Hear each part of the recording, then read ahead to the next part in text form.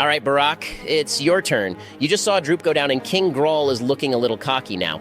Gundren is knocked out on the ground. What do you want to do? Okay, I'm not sure if King Grol is actually going to be hostile now at this point, since he complied with what Don said. I'm going to Hex and Eldritch Blast the Drow who downed Droop. That's a 21 to hit for 14 force damage and an extra 6 necrotic from Hex for a total of 20 damage dealt. You swing your aim over and blast the Drow, and they wince as they take the blow. Their face strangely warps slightly, but then turns back to normal. Joe, it's your turn. The wolf is barking and snapping towards you, but hasn't attacked you just yet. Tensions are high. Fuck this shit, like this guy isn't going to betray us the moment he can and have his warband attack us. I'm gonna kill this wolf. I'm gonna stab it with my rapier. Youch, that was a 9 to hit. I'm guessing I missed.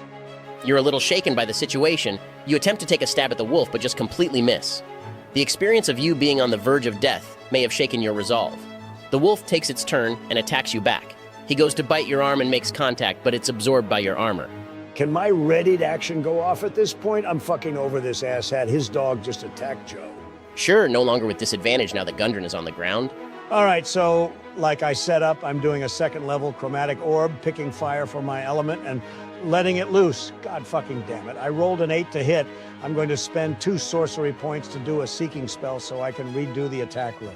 That's better. 23 to hit for 15 fire damage. You let loose a chromatic orb, and it hits King Grol, and he lets out a sneering scream as he sustains the damage. This looks like it pissed him off more than it hurt him. George, it's your turn. I'm going to step forward and engage with King Grol before he has a chance to attack Gundren to finish him off. I say, I will not allow you to bring harm to my companions. Your tyranny ends this day, King Grol. I slash at him with Talon, rolling 16 to hit for 8 slashing damage. I have no more spell slots left, otherwise I would try to smite him. You land a hit on him as he brings his sword up to meet yours, engaging you in combat, and says, if it's a fight to the death, then I'll die on my feet. Droop, it's your turn. Go ahead and give me your first death saving throw, please. Oh god, I rolled a 6. That's a failure. What sort of nightmares are you going to have me go through, Ben? You wake up in a field in the middle of that night, as if you had fallen asleep in the early twilight hours, staring up at the horizon, and awoke in the dead of night. You feel bugs crawling all over you as you stir. Your eyes focus on a small village burning. Screams of innocence can be heard, pleading for a mercy that won't come. You slowly begin to take steps towards the village, and flashes of a memory fills your senses. You're holding a spear and stabbing into a defenseless person on the ground, surrounded by other goblins doing the same. The primal thirst for blood and being encouraged by your brethren as you sate that need. You fall to your knees and gaze out over the village as guilt and remorse fills your body as the stars in the night sky quickly begin to blink out and the moonlight dims, leaving nothing but the fires of the village below to fill your eyes. Don, it's your turn. Don't make me remember that. I'm sorry, please. I'm going to cast a first level chromatic orb with a fire element. I'm going to spend a sorcery point to make it a twinned spell, attacking the Drow and King Grol in that order. First attack is a 15 to hit for 17 fire damage. The attack on King Grol is a goddamn crit, baby. 31 fire damage in total on him. Awesome job. That's enough to finish off the tyrant once and for all. Go ahead and tell me how you kill King Grol. I throw my first chromatic orb towards the Drow and then spin around and focus a huge blast and throw it directly towards King Grol. And the fire just burns away his scarlet robes, setting his hairs ablaze as he dies in an inferno of flames that hold him like a blanket of death until his screams stop. It happens just like that. King Grol falls to the ground and becomes nothing more than just a pile of burning flesh draped in stolen royal attire. The Drow steps over the dying Droop and goes to attack you, Don. They swing their blade at you twice, making contact with you for a total of 15 slashing damage. I'm going to use my reaction to use 2 charges from my Staff of Defense to try and block some of these blows. Does that help? It does, actually. After blasting that last final blow on King Grol, you sense the presence of the Drow approaching you and activate your staff to bring a shield up to block their blows on you just in time. Barack, it's your turn. I'm going to do what I do best. Eldritch Blast the Drow. Hex is already on them, so that is a 22 to hit for 12 force damage, and an additional 3 from Hex for a total of 15 damage. That's actually enough. Tell me how you do it. As they make contact with Don's shield, I shoot a Hex-infused blast over Don's shoulder, slightly grazing his magical shield as it makes contact with the Drow, shooting them right through their chest. They go flying back and land down on the ground right next to Droop, their eyes staring up lifelessly at the ceiling. When they land on the ground, Their body morphs and changes into a pale gray creature with long, spindly arms, milky white eyes, and a blank expression. It's clear now that you didn't kill a drow, but what is actually a doppelganger. This creature had the innate ability to change its shape to any form it chooses and are typically used as spies for shady dealings.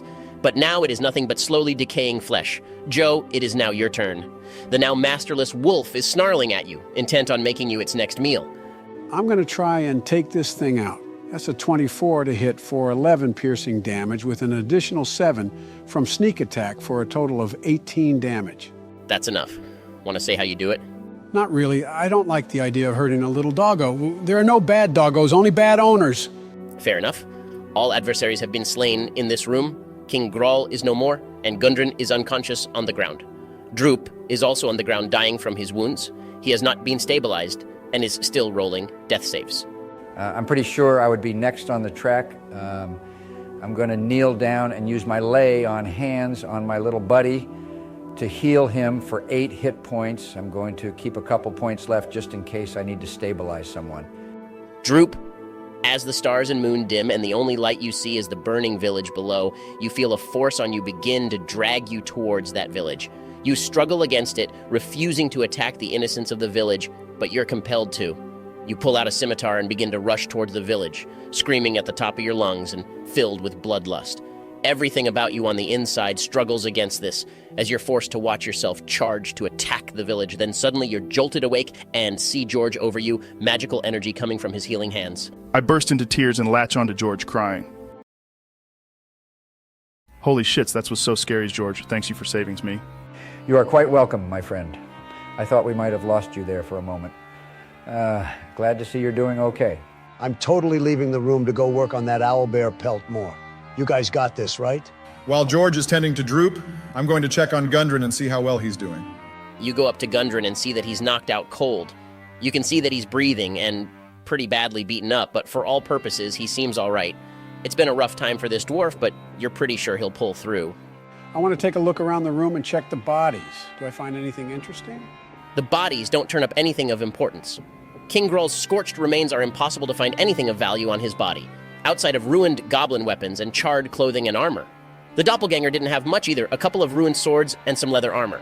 If you'd like more, go ahead and roll me an investigation check, and maybe you'll find something extra. Sure, I rolled an 18 for investigation. What do I find in King Grol's underwear drawer? Maybe not his underwear drawer, but you find under his mattress, you find a stitched leather sack containing 220 silver pieces, 80 gold pieces, 3 potions of healing, and a rolled-up map. Unfurling the map reveals that this is Gundren's map, pinpointing the location to Wave Echo Cave. Hey, Barak, I found the map to Wave Echo Cave. We can go ahead and finish off Gundren and just go there without him. Easy peasy, then we don't gotta share with the dwarf. I yell from the other room, "Yeah, sounds good to me!" as I'm continuing to skin this owlbear. You're joking, right? Of course I'm joking. You don't think I just stab our unconscious buddy that we've been looking to find for over 120 episodes just because we could get more magical loot at the end of the day and take control of a magical forge that is made specifically for creating magical items and thus potentially becoming local warlords and ascending into villain roles, driven mad with power and start raiding and subjecting local villages, would you? I surely hope you're joking. You seem to have put a lot of thought into it. Well, I'm totally joking. I want to take a look outside through a window or something. Is that warband King Grol was talking about actually here? There's an arrow slit, so you won't see too much. Give me a perception check. Ouch, that's a 6. You take a peek outside, but like I said, it's really hard to see. You listen as well, but nothing of note stands out from normal. It might be a good time for us to take a short rest. I know we're all hurting from these fights, and with most, if not all of this castle cleared out, setting up in King Grol's room might give us the time to heal up a bit, and get Gundren to come too before we head back to Phandelver. Ben, can I cut the pelt off of this owlbear in a short rest? I'm totally taking this shit to get made into a cloak once we get back to Phandelver. Sure, if you guys take a short rest, Don, you have enough time to remove the pelt from the owlbear. I'll need a survival check to see how well you do on it, though. That's a 14 on the survival check. How well do I do? Way to assume we all want to do a short rest, Don. Shut up, bird brain. You almost took a dirt nap. We all know everyone needs a short rest after we ruthlessly slaughtered a castle's worth of goblins. Yeah, I do. I used up 2 hit dice and I'm back to full. I had to use all of my hit dice, but I'm back up to full as well. How often do we get back hit dice? You get back half of your hit dice on a long rest. I had to use 2 of my hit dice. I thought we got all of them back on a long rest. What kind of bullshit is that? I think it's a balance for when you're doing a dungeon crawl and can't take a long rest without danger. You gotta go in prepared or face certain doom, or you can, of course, just kick down the door, fail at stealth checks, and slaughter your way through anyway. That sounds familiar. I only needed to use 1 hit die and I'm back to full. I use 2 and I'm back to full and I get my spells back. I can't wait until I can cast at a 3rd level spell, which lets me maintain concentration on Hex for up to 8 hours. So I could write off a spell slot prior to my short rest to maintain Hex with open spell slots. That kind of sounds like cheesing the system. I thought you had to relax on your short rest, meaning you had to drop concentration. Well, if that's the case, you probably couldn't be skinning that owl bear. Forget I said anything. Don, you successfully skin your owlbear pelt over the course of the short rest. It's a little shoddy and definitely will need to be touched up by a tanner, but you have the start of a beautiful owlbear cloak. There were no surprises during your rest, and the castle has been eerily silent besides the echoes of the wind from outside and the tearing of Don's new pelt. Gundren wakes up with a nasty cough and opens his eyes to look around and makes eye contact with you, Barak, and says, "Barak, is that you? Did you all take care of the bastard?" I lean in and give Gundren some water and say, "Yes, friend, but rest up for now. I'm sorry we took so long, but we got you. We also found your map that King Grol stole from you. What happened, friend?" Gundren sits up, taking a drink of the water you pass to him, and says, You know most of it. These damn goblins picked me up in an ambush. The Black Spider is behind all of this. They know the location of the cave now. The bastard is going to take our haul. They killed me, brother, already. Only reason I'm still alive is because King Grol wanted to get paid more for collecting me and holding out that map you found for even more wealth. We need to get there as soon as possible. Who knows what the Black Spider do with the magic they find there. I think we were more worried about rescuing you, my friend. I don't think you're in a fit enough condition to be assaulting the Wave Echo Cave anytime soon. Aye, that I can agree on. But I can't let the blood of my kin go unpunished. Look, you all have done plenty for me, but I need to ask you to do this one last thing for me. We need to get back to Phandelver, and then you lot need to kick down the door to Wave Echo Cave, kill the bleeding bastard, and secure what's inside for us. The main thing I want is access to the forge. As long as we can deny the bastard the treasures within, that is good enough for me. I think we can do that. Yeah, from the way you say it, there's a ton of magical items in there. I'm gonna have a dope-ass owlbear cloak and some badass weaponry. This is gonna be dope as hell.